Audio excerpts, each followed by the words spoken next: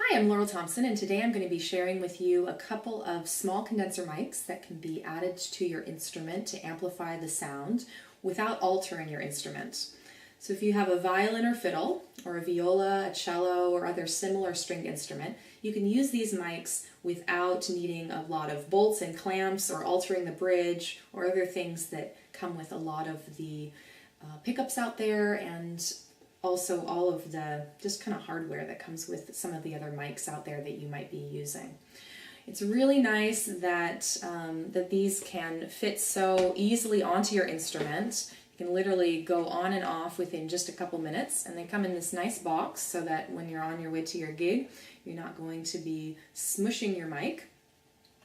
The mics are called REMIC, R-E-M-I-C, and the website is remic.dk. So if you want to check that out.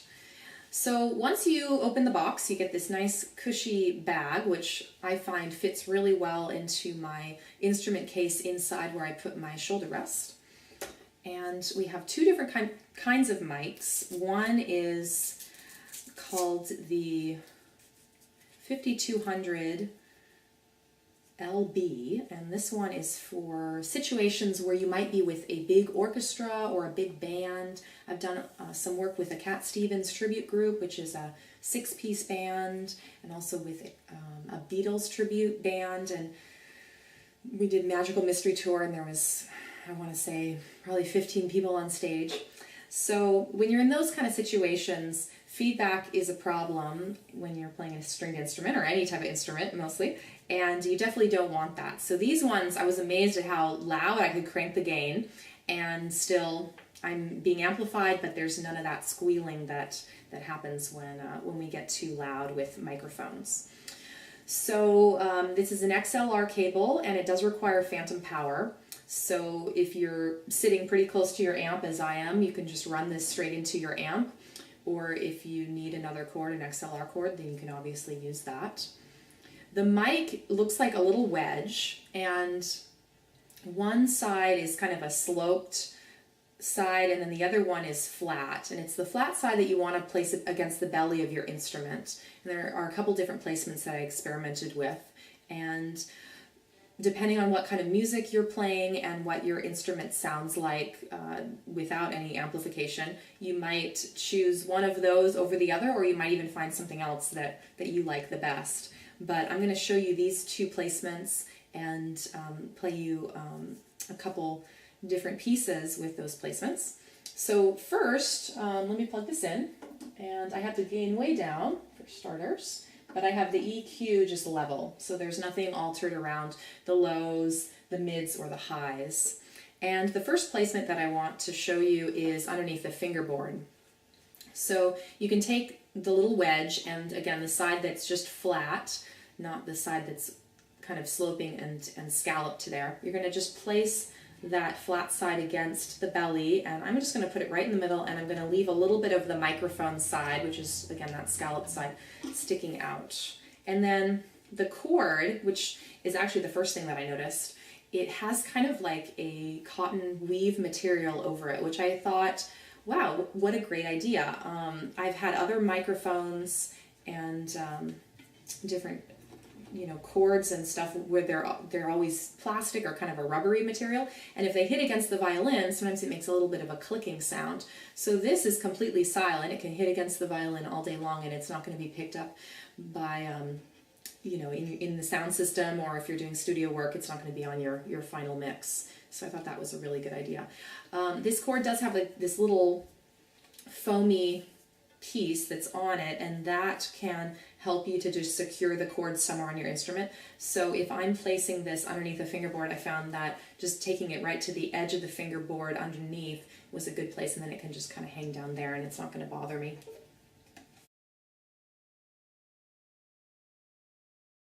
I'm going to try a little piece now that I've been working on writing, actually.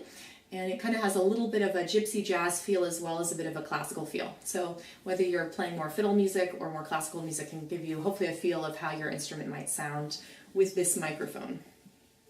So.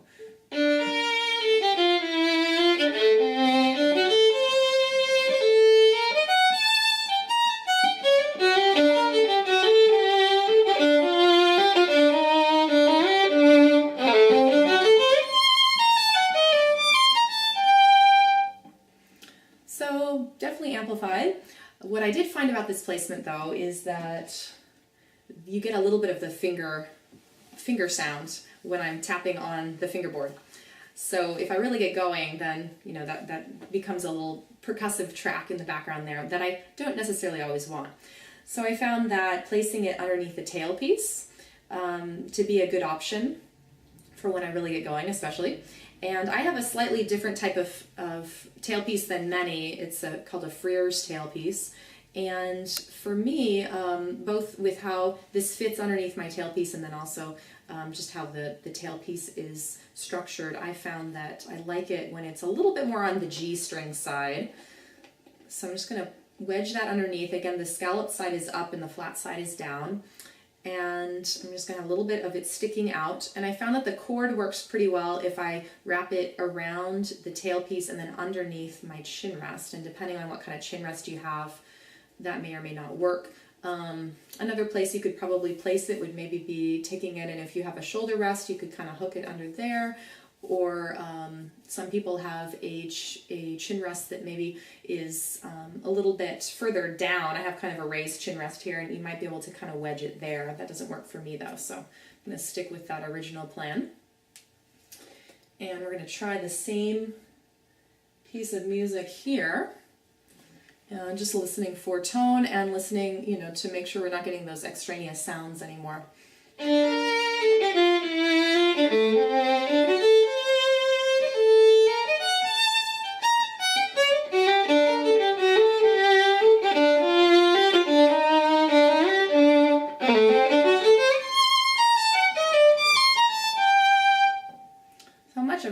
Much cleaner there, I think, with the tailpiece placement, and I think also a little bit warmer too, so I like that.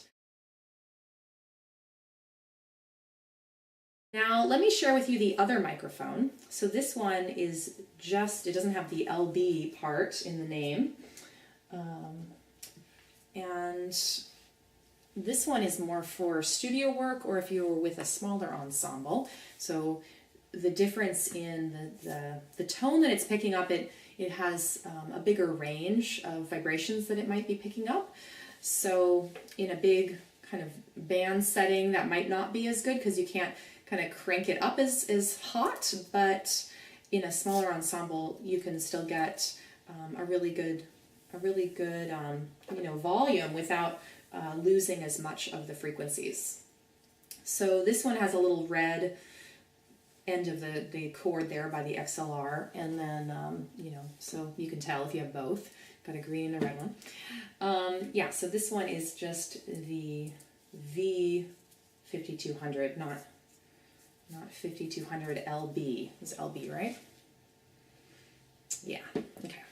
So I'm going to just try the same placements there.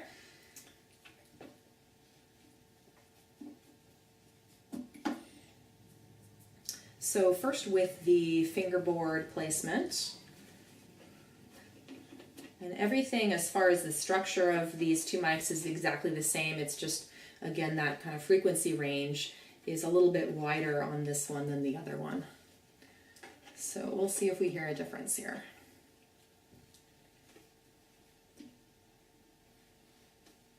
And again, for this mic, I have all of the EQ level, so nothing is altered about the lows, the mids, the highs, depending on what kind of group you're playing with and what other instruments sound like, and even the acoustics of the room. You might find that you want to EQ a little bit differently, but we just want to give you kind of a baseline idea here and now for these two mics. So let's try this again.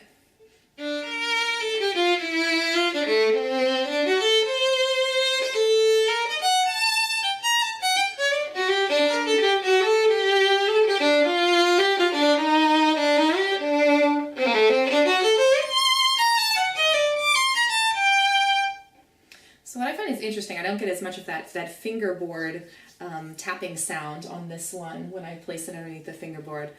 I do notice that there's a little bit more of, there's like almost a bit more of a kind of sparkly sound up there that I do like. And that would be something that if you were doing studio work, you would definitely be hearing, or if you were playing with in a duo or with a string quartet. But if you're playing with, you know, a big band or an orchestra, that would sort of be lost in the shuffle. So it really depends on what your situation is, which mic you choose. So now I'm going to be placing this underneath the tailpiece again to give you a sense of that. And I just set everything up the exact same way as the other one. We'll try this out.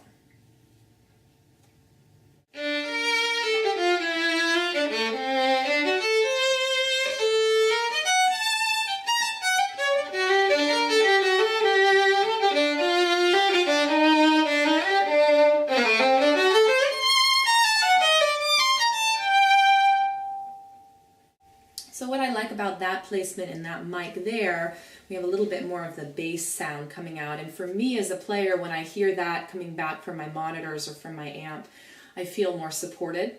So if it's a lot of kind of mid-range tones, then I tend to feel like, oh, where's my bass? So I like that because it's, you know, that placement for whatever reason. I guess because it's on the G string side, it seems to be picking up more of that bassier tone. So those are the two mics in a nutshell in the placements. Now I'm going to have my friend Dan come on and help me to demonstrate how these mics might sound with another instrument. Dan is a great guitarist and songwriter, and we're going to do another tune that I wrote, just a little snippet of one that has a little bit more of a, I guess it's full-on gypsy jazz. I write a lot of different types of music, but I don't know, these ones were kind of appealing to me today in doing this video. So I'm going to go with the tailpiece placement. I'm going to start with the V5200 LB, so the one more for a band situation. Hi, how's it going? Very good. Thanks for coming. No problem. Thanks for having me. Yeah. So we're just going to do a little bit of this. I have a couple little double stops in there, and I was just thinking of something that might have a bit of a louder sound. It's called Rough 9/6, and it was a rough recording that I made, just kind of improvising, and I was recording it on September 6th, and when it came time to put it on a CD, I didn't come up with any other name other than what I originally labeled it as, Rough 9/6. So it sounds hopefully a little bit more interesting than the name would describe. But we're just going to try just a little selection from it. Okay, ready?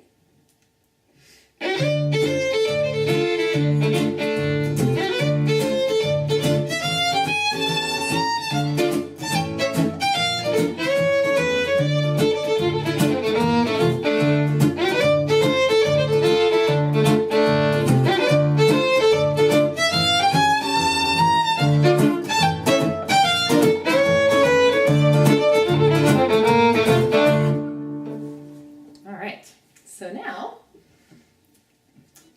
we're going to try that same piece that I've been demonstrating for you. And I'm going to try the other mic. Yeah, too bad I couldn't get like 8 other people to come in here and bring all their basses and drums and stuff, and then I really could have demonstrated this microphone and what it can do. I did get to play it recently with a big, big, loud, not the biggest band ever, but a very loud band, to the point where, yeah, as soon as my part was done, I left because it was so loud. But there was a rhythm guitar, electric, a lead electric guitar, a bass, some drums, and me. Barely being heard, but because of that mic I was heard, so that was good. So it definitely works, and I cranked up the gain all the way, and there was still no feedback. So that was very good. I think for Dan and I, if we were to play, say, a house concert or a venue, I would probably use this mic, which again is the V5200, and that would be enough. It would give all of the resonance that I like out of just my acoustic instruments. We don't have to be quite so loud. All right. All turned up? Okay, so we'll try this little selection, which doesn't have a name yet. have to work on that.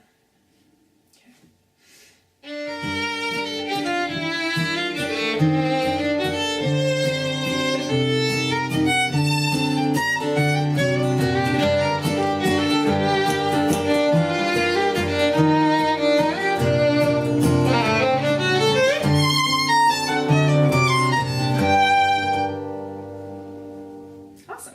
All right, so those are the two mics, and I think that either would be wonderful for you to amplify your instrument.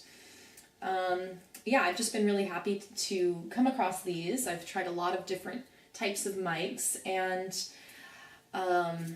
the fact that these are not distracting me and they're not altering my instrument is really the big selling point, as well as just the overall tone, you know, and the fact that there are two that you can choose from depending on what kind of situation you're going to be playing in, I think is it's just great. You know, sometimes just, you know, there's a lot of information online and it's hard to make a choice, you know, what might be the best situation for you. And I like that, you know, you can put them on different areas of your instrument. You can try different things, and there's nothing that at the end of the day, you know, it's not going to scratch, it's not going to alter the bridge, nothing's going to be changed. That was really important to me, as well as, like I said, it's not distracting. You know, these big mics that hover over the instrument and stuff, when I'm getting into the music, sometimes, you know, it catches my eye and it's like, whoa, what's that? You know, I'm trying to pay attention to what my bow's doing and what my fingers are doing. So these just, you know, it's like they're not even on there, and still they're amplifying the sound. So again, you can find them at remic.dk, that's REMIC. And again, I'm Laurel Thomsen, and you can find me at laurelthomsen.com. That's LaurelThomsen. So it was pretty cool to come across this Danish company, and I have a Danish last name. So yeah, so I feel like, it was meant to be. And you can find Dan and I at danandlaurel.ca. And yeah, I hope that you'll try these out and you'll get some good amplification off of your instrument. Have a nice day.